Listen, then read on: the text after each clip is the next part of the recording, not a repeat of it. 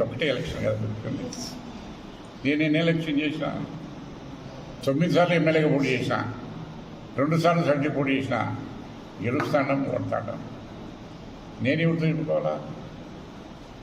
Party అన్నిటికీ నువ్వు 10 కోట్లు పెట్టు పార్టీ బీ ఫార్ములు ఎక్కడ గెలుస్తావా? పార్టీ బీ ఫార్ములు అక్కడ పెడితే గెలుసా? చెప్పను. ఇండిపెండెంట్ గెలిస్తే ధైర్యం ఉందా?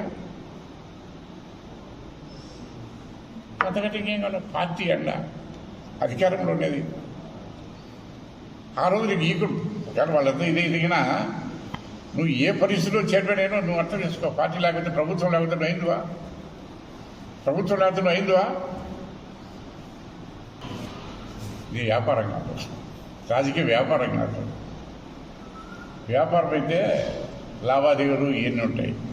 మనం వచ్చింది ప్రజలకు సేవ చేయాలని, మున్సిపాలిటీ అభివృద్ధి చేయాలని, నీకు నాకు లావాదేవీలు పంచుకునేదానికి వాటాల్లో వచ్చి షేర్ చేసుకోవడం కానీ రాదు కాదు ముఖ్య ఉద్దేశం రాజకీయం.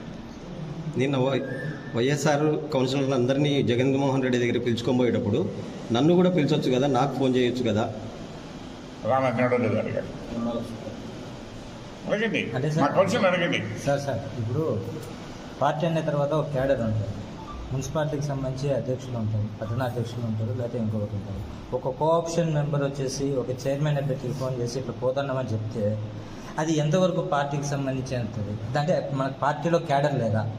అంటే చైర్మన్ని ఇన్వైట్ చేసే క్యాడర్ ప్రోటోకాల్ అనేది మీరే అనేది. చైర్మన్ అనేది ఒక ప్రోటోకాల్. మీరు కావాలంటే జగన్ కలిసి వచ్చారు.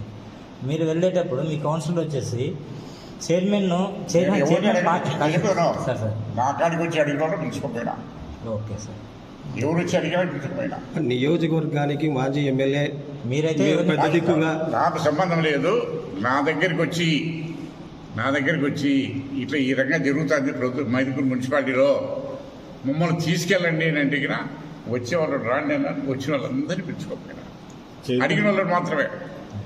ఇట్లా చైర్మన్ పార్టీ మారుతున్నాడు అన్నప్పుడు సంప్రదింపులు చేసే నేను నాకు లేదు కళ్ళు కూడా నేను అనుకోలే, మా వాళ్ళు చెప్పింది.